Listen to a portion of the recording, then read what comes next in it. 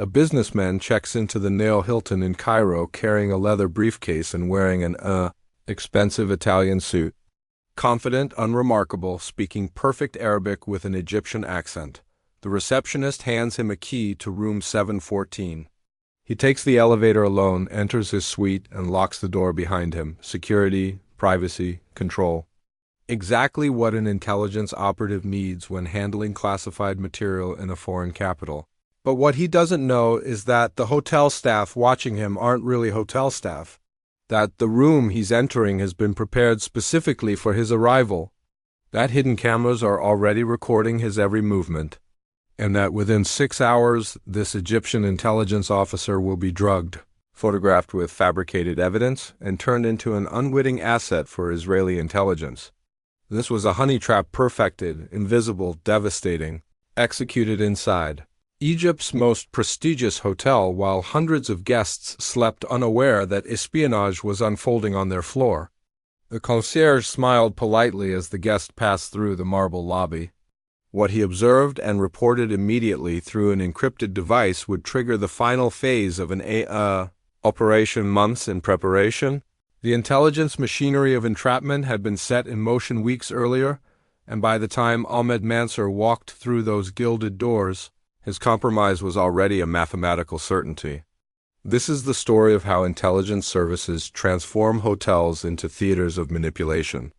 How luxury becomes the architecture of betrayal, and how a man's career can be destroyed in a single night while he believes he's in complete control. It reveals something darker than any single operation, the existence of a global system where privacy is an illusion, where trust is weaponized, and where the difference between predator and prey can shift in the time it takes to accept a drink from a beautiful stranger.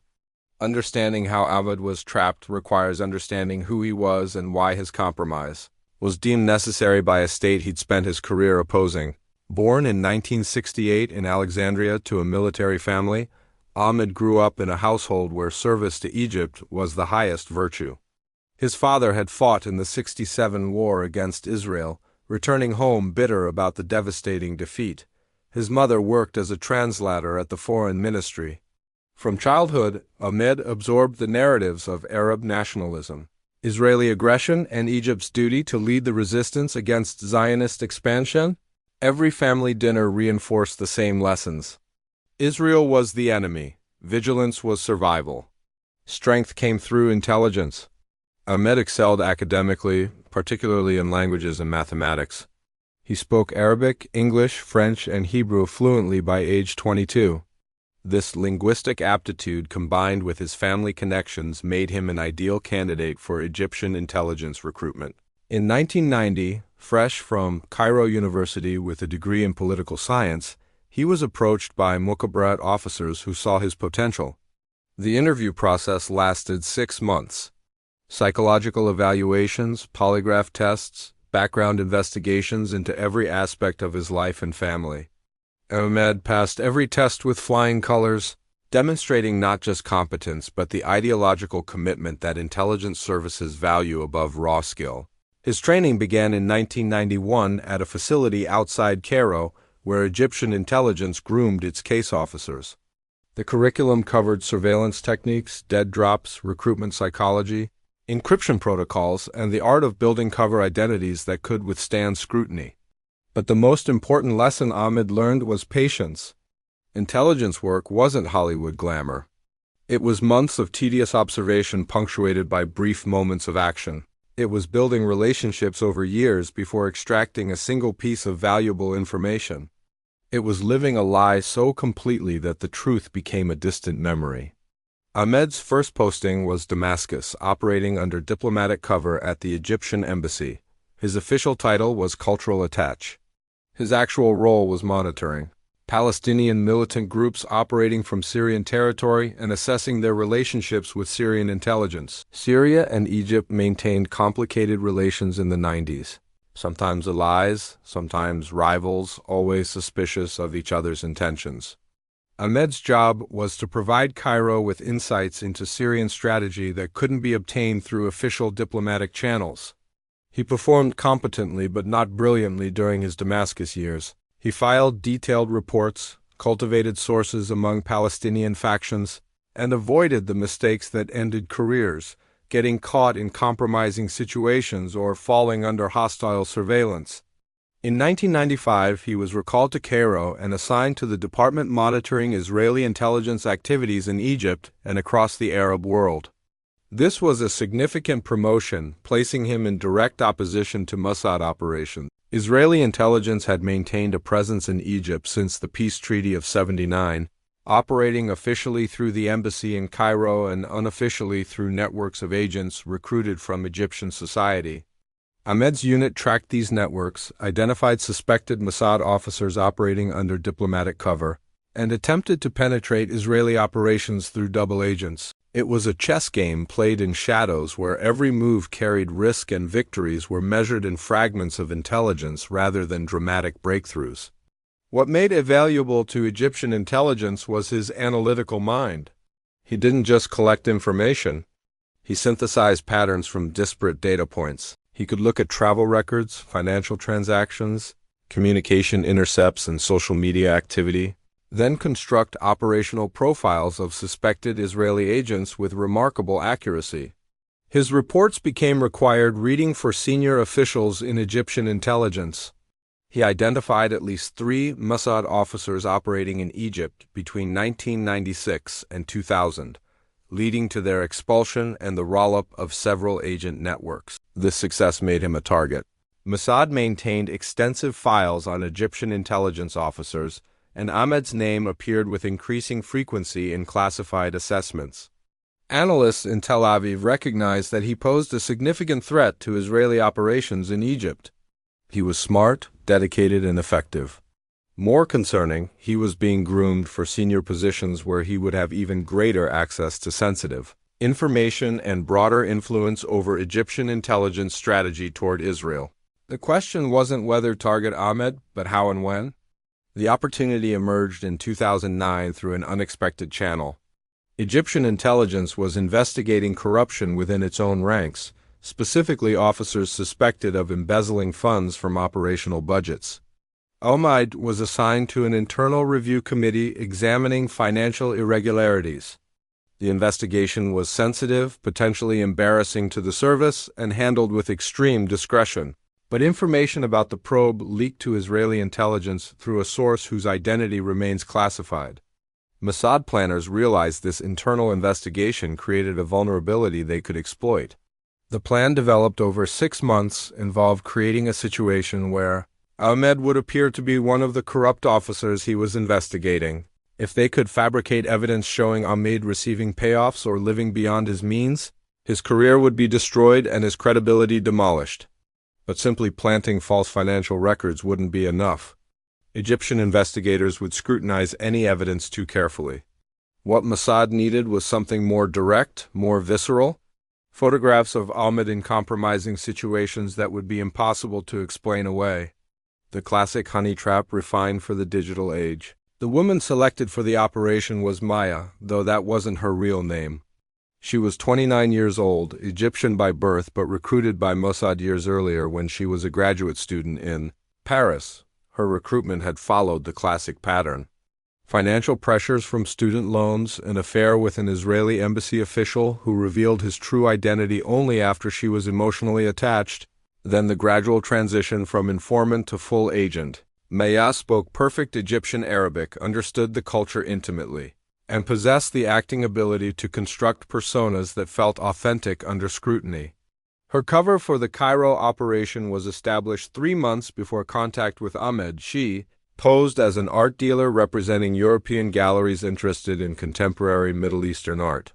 The cover was sophisticated, supported by a real gallery in Geneva that had been co-opted by Israeli intelligence, complete with professional website, exhibition history, and references that checked out under investigation.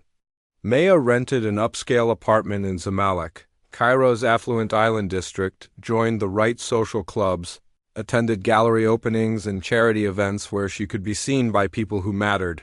The first contact with Ahmed was orchestrated at a reception at the French embassy in May 2009. Intelligence gathered through months of surveillance revealed that Ahmed attended these events regularly, part of his professional duty to maintain contacts in Cairo's diplomatic community. Maya was introduced to him by a French cultural attaché, who had no idea he was facilitating an intelligence operation. They spoke briefly about Egyptian art, and Maya mentioned she was curating an exhibition of contemporary Cairo painters. Ahmed, who had a genuine interest in art cultivated during his Damascus posting, seemed intrigued. They exchanged business cards, a conventional gesture that meant nothing at the moment but planted the seed for future contact. 2 weeks later, Maya called Ahmed at his office, inviting him to a private viewing of paintings she'd acquired from an Egyptian artist working in mixed media. The viewing would be at her apartment in Zamalek, intimate and exclusive, just a few collectors and enthusiasts. Ahmed hesitated. His training made him suspicious of approaches from foreigners, even ones who appeared legitimate, but he checked her background. The art dealer cover was solid. Her gallery was real. Her exhibitions were documented in art publications. She had no obvious connections to intelligence services. He decided the invitation was genuine and accepted. The viewing took place on a Friday evening, traditionally a social night in Cairo. Ahmed arrived at Maya's apartment to find an elegant space filled with artwork, soft lighting, and 10 other guests who appeared to be exactly what they claimed, Cairo's art collecting elite. Maya played the gracious host, knowledgeable about the art, attentive to her guests, giving no indication that the entire event was staged specifically to gain Ahmed's trust. The other guests were a mix of legitimate art collectors recruited unwittingly to provide authenticity and 2 additional Mossad agents playing roles. Ahmed spent 2 hours at the viewing, genuinely enjoying the art and the conversation. Maya approached him several times, discussing specific paintings, asking his opinion, creating rapport through shared aesthetic interests. She was charming but not flirtatious, professional but warm. By the end of the evening, Ahmed felt comfortable around her. She seemed like what she claimed to be, a cultured professional with a passion for Middle Eastern art and no hidden agenda. Before leaving, she mentioned she was organizing a larger exhibition in 2 months and would love his input as someone who understood Egyptian culture. He agreed to stay in touch. Over the following weeks, Maya and Ahmed developed what appeared to be a genuine friendship. They met for coffee at upscale Cairo cafes, discussing art, politics, and culture. Maya carefully calibrated her persona. She expressed sympathy for Palestinian causes, criticism of Israeli policies, and admiration for Egypt's historical role in Arab leadership. These views aligned perfectly with Ahmed's worldview, making him feel she understood regional complexities in ways most Europeans didn't.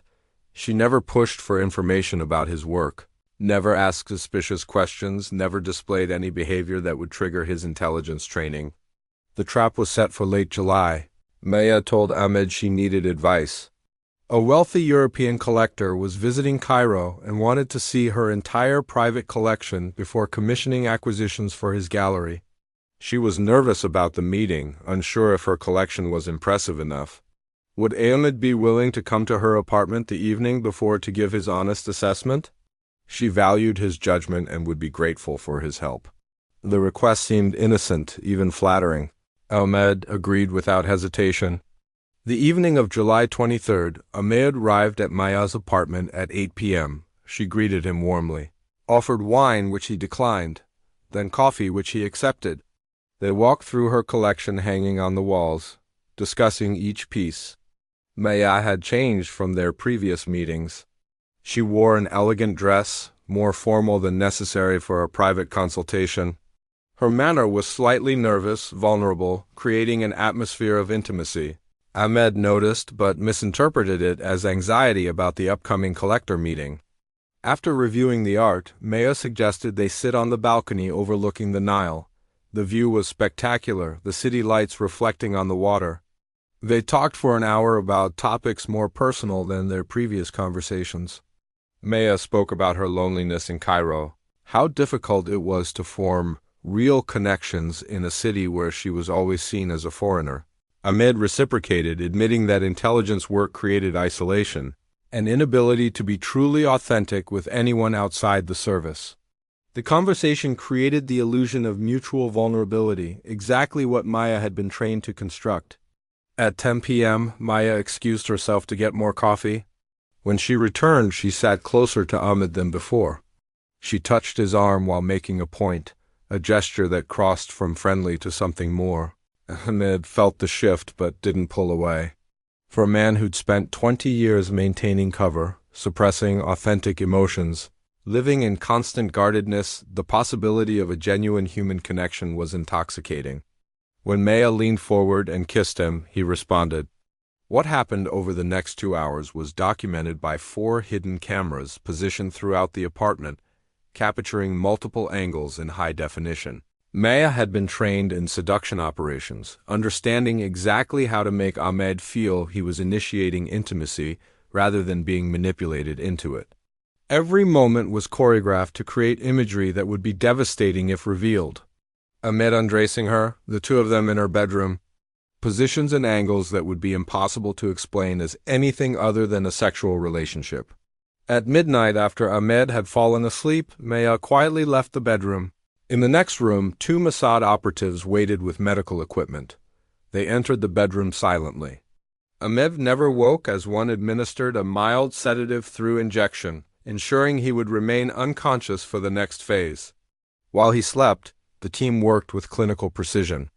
They photographed him in various compromising positions, some with Maya, others staged to appear even more scandalous. They documented the bedroom with forensic detail, creating a visual record that would be impossible to deny. But the operation went beyond simple blackmail photography. The team planted physical evidence throughout the apartment. An envelope containing $20,000 was placed in Ahmed's jacket pocket, the cash traceable to accounts used in money laundering schemes. Documents were photographed that appeared to show Ahmed receiving payments from foreign sources. His fingerprints were lifted and placed on materials that would suggest he was selling classified information. The entire scene was constructed to support a narrative of corruption and betrayal. At 3 a.m., the team completed their work. Ahmed was redressed, positioned back in bed, and left to sleep off the sedative. Maya remained in the apartment to maintain the fiction when he woke. The cameras were deactivated and removed. The operatives departed with drives containing hundreds of photographs and videos that would become leverage. By morning, the honey trap was complete. Ahmed had been compromised in ways he wouldn't understand until much later. Ahmed woke at 6 a.m. disoriented and with a splitting headache. Maya was beside him, appearing to wake naturally. She smiled, kissed him, and suggested breakfast. Ahmed felt confused about the night before, his memory strangely fragmented, but attributed it to wine he didn't remember drinking. They ate breakfast together, and Maya acted as though nothing unusual had occurred. This was simply the natural progression of their relationship. Ahmed left the apartment at 8, promising to see her again soon, completely unaware that his entire career had just been placed in jeopardy. The blackmail approach came 3 weeks later. Ahmed received a phone call at his office from an unknown number. The voice spoke Arabic with no distinguishable accent. The message was simple.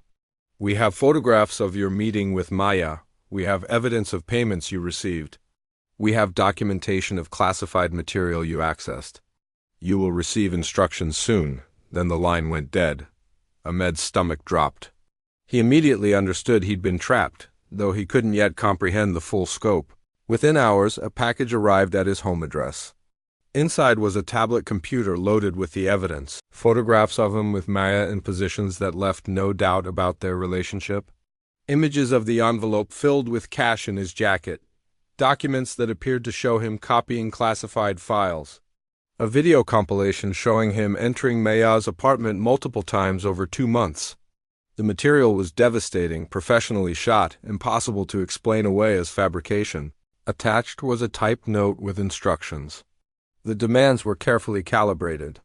Mossad didn't want Ahmed to defect or provide a massive intelligence dump that would be obvious and quickly detected. Instead, they wanted him to remain in place, continuing his work, but providing selective information over time. Specific questions about Egyptian intelligence operations, names of officers working on particular files, assessments of Egypt's intelligence relationships with other Arab states, Small pieces of information that individually seemed insignificant but collectively would provide Israel with deep insight into Egyptian intelligence capabilities and intentions. Ahmed faced an impossible choice. If he reported the blackmail to his superiors, he would have to explain the photographs and the evidence.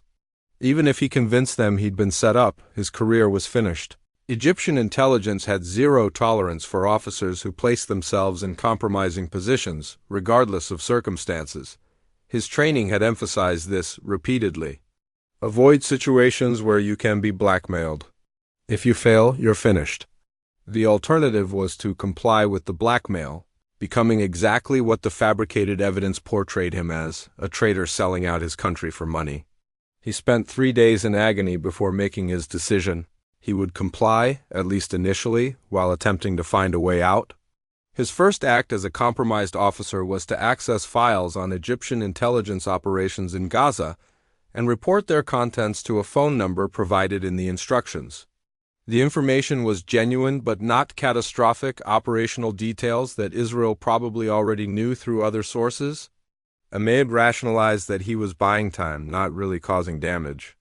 But he understood the psychology of compromise. Once you cross that line once, the second time is easier, then the third, until you've traveled so far into betrayal that return becomes impossible.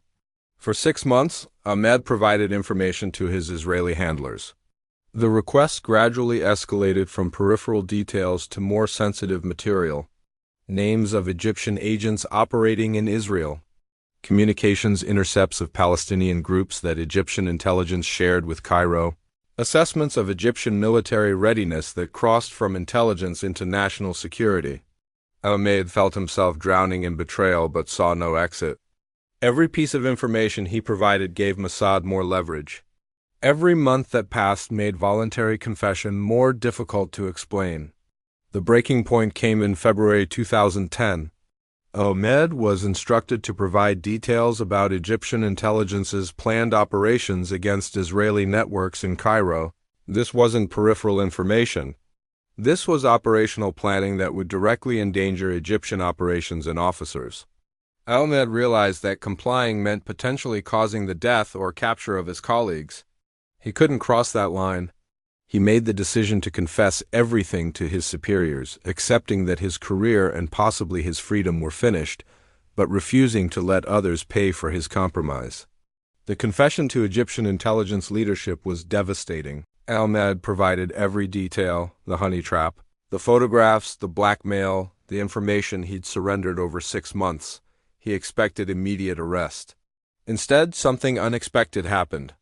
Egyptian intelligence decided to turn the situation into a counterintelligence operation. Rather than prosecute Ahmed and create a public scandal, they would use him to feed disinformation to Mossad while attempting to identify the Israeli networks that had compromised him. Ahmed became a double agent, though not by choice. He continued providing information to his Israeli handlers, but now under Egyptian control. The material was carefully prepared, mixing genuine but dated intelligence with fabrications designed to mislead Israeli assessments of Egyptian capabilities. The operation lasted 4 months before Mossad apparently detected something wrong. The requests for information stopped abruptly. The phone numbers went dead. The whole operation simply vanished, leaving Ahmed in limbo. Egyptian intelligence eventually retired Ahmed quietly in 2011. No public scandal, no prosecution, just a quiet exit with a modest pension. The official story was health reasons. The reality was that he was too compromised to be useful and too embarrassing to acknowledge. He spent his final years working as a private security consultant, the art collecting hobby he developed through the operation becoming his primary interest in retirement.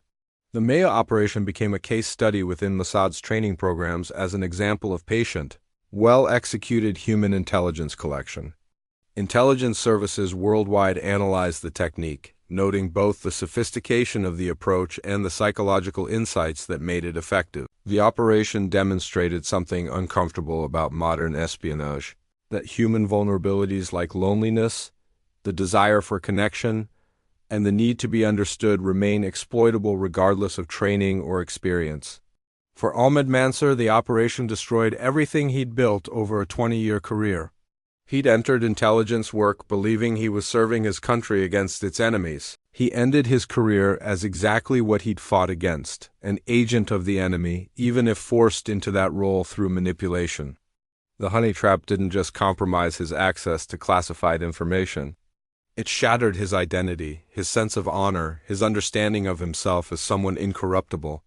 The broader implications of the operation extend beyond one compromised officer. It revealed the extent to which intelligence services will violate personal privacy, dignity, and autonomy to achieve operational objectives. The hidden cameras in Maya's apartment, the fabricated evidence, the psychological manipulation, all these represented a level of intrusion that crosses moral boundaries most societies claim to respect. Yet these techniques continue because they work, exploiting fundamental human needs for intimacy and trust. The hotel mentioned in the operation's title was actually Maya's apartment, but the principle remains the same. Luxury, sophistication, and apparent safety create the perfect environment for compromise. People lower their guard in beautiful surroundings surrounded by art and culture. They want to believe that educated, refined people sharing their interests must be trustworthy. Intelligence services understand this psychology and weaponize it. The Egyptian intelligence service learned painful lessons from Ahmed's compromise. They tightened protocols for officers' social contacts, increased monitoring of personal relationships, and enhanced training on recognizing sophisticated recruitment approaches. But these measures address symptoms rather than causes. As long as intelligence officers are human, they'll have vulnerabilities. As long as they experience loneliness, desire connection, and seek authenticity in lives built on deception, they'll be susceptible to operations like the one that trapped Ahmed. Israeli intelligence considered the operation a significant success despite its eventual exposure. They gained 6 months of valuable information about Egyptian intelligence operations, identified capabilities and limitations in Egyptian surveillance of Israeli activities, and sent a message that compromising Mossad's operations in Egypt carried risks. The fact that Ahmed eventually confessed didn't negate the intelligence gained during his compromise. Intelligence work measures success in increments, not absolutes. The story of Ahmed Mansour illustrates something darker than a single operation. It shows how modern intelligence services have perfected the art of exploiting human psychology. The old Cold War techniques of bribery and ideology have been supplemented by sophisticated, psychological operations that target emotional needs, identity, and the fundamental human desire to be seen and understood by another person. These operations are legal under intelligence authorities of most nations. Considered legitimate tools of statecraft, yet they represent profound violations of human dignity. Maya, the Mossad agent who seduced Ahmed, likely struggled with the operation's moral weight despite her training. Intelligence services provide psychological support for operatives conducting honey traps. Precisely because the emotional labor of constructing false intimacy takes a toll. You spend weeks or months building what appears to be a genuine relationship. You learn someone's fears, hopes, vulnerabilities. You create moments of seeming authenticity. Then you betray all of it in service of operational objectives. The psychological compartmentalization required is immense. The technology that enabled Ahmed's compromise has only become more sophisticated in the years since 2009. Hidden cameras are smaller, higher resolution, and easier to deploy. Surveillance equipment can monitor conversations through windows from hundreds of meters away. Deepfake technology can now create fabricated video evidence that's nearly impossible to distinguish from reality. The honey trap that destroyed Ahmed's career would be even easier to execute and harder to detect today. Yet despite technological advances, the core of the operation remained remarkably traditional. A beautiful woman, a lonely man, the illusion of connection, and the exploitation of vulnerability. Intelligence services have used these elements for centuries because they target unchanging aspects of human psychology.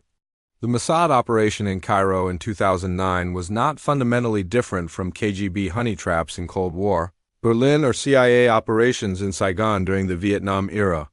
Only the technology improved while the psychological manipulation remained constant. The aftermath for Ahmed was quietly devastating. He lost his career, his sense of purpose, and his self-respect. Friends in the intelligence community distanced themselves. either because they knew what happened or suspected something disqualifying had occurred. His family never learned the full truth, told only that health problems forced early retirement. He lived the rest of his life with the knowledge that he'd been played, that his judgment failed completely, that the woman he thought cared about him was a constructed fiction designed specifically to destroy him.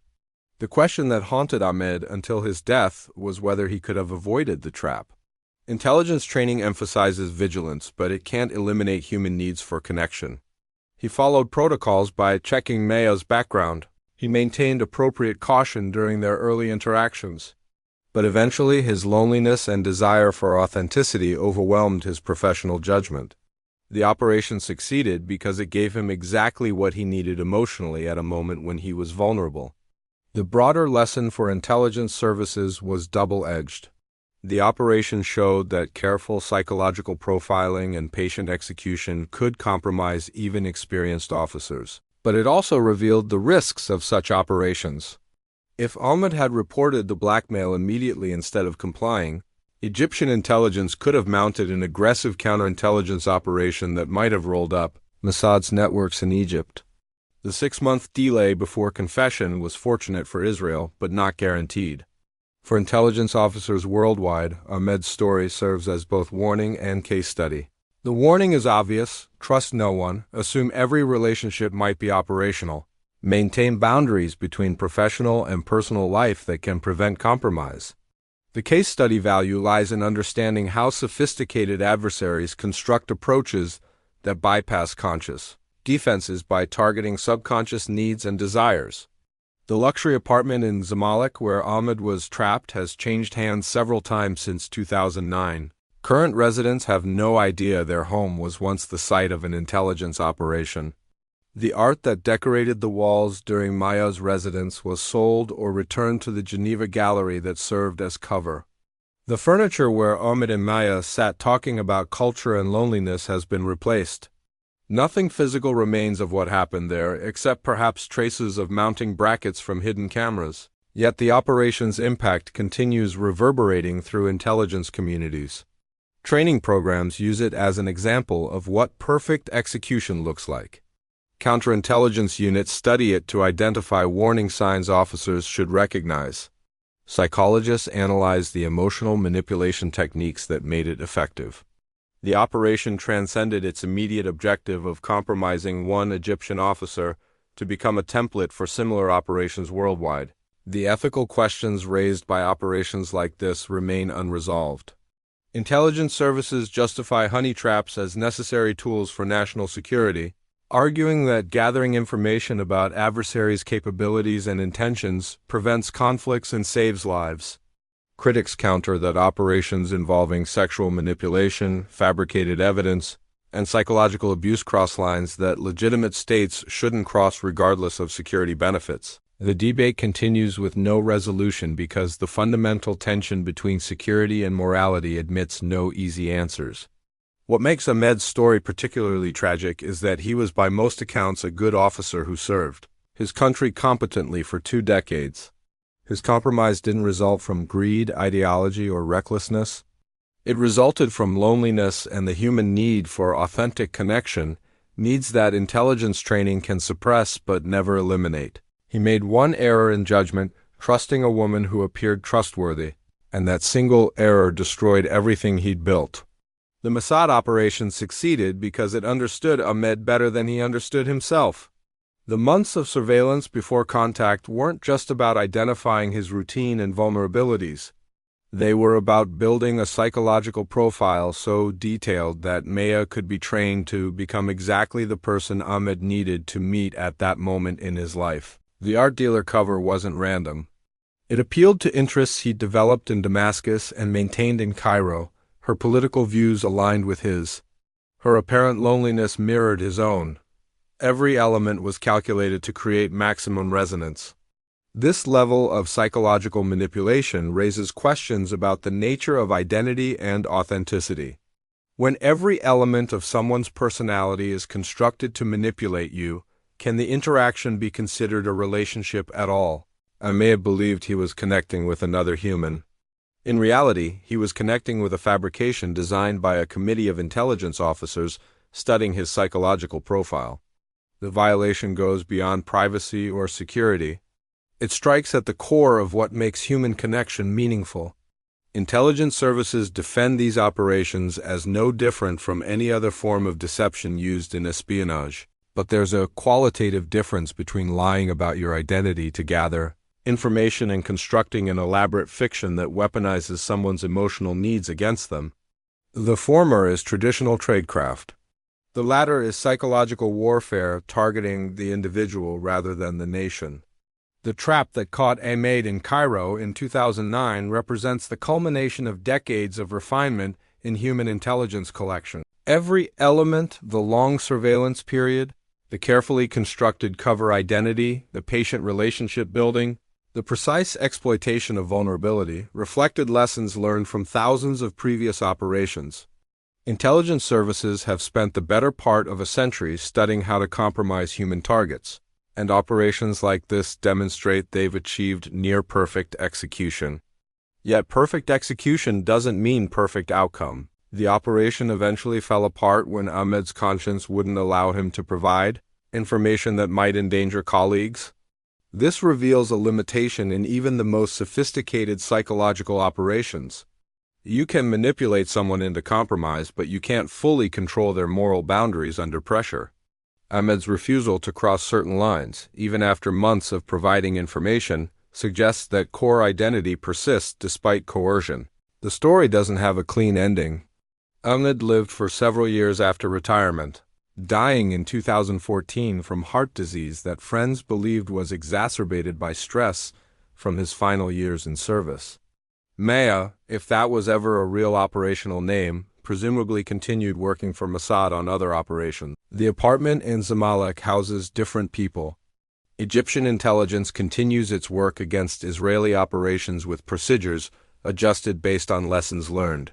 And somewhere in classified archives in Tel Aviv, the complete file on Operation Maya sits encrypted, accessible only to officers studying how their predecessors perfected the art of betrayal. What Ahmed Mansur's story reveals about the world we inhabit is uncomfortable for anyone who values privacy, autonomy, and authentic human connection. It shows that these things are vulnerable to violation by institutions with sufficient resources and motivation. It demonstrates that no amount of training fully protects against exploitation of fundamental psychological needs. And it proves that the price of intelligence work extends beyond the professional to encompass the destruction of trust, identity, and the possibility of authentic relationships. The luxury apartment became a trap, not because of physical coercion, but because it offered everything Ahmed desired at a moment of vulnerability: beauty, culture, intellectual engagement, and the possibility of connection with someone who seemed to understand him. Intelligence services understand that the most effective traps don't look like traps. They look like opportunities, like chance meetings, like the answer to loneliness that everyone secretly hopes to find. And when you walk through that door seeking human connection, you may find only the machinery of your own compromise waiting in the darkness behind the beautiful facade.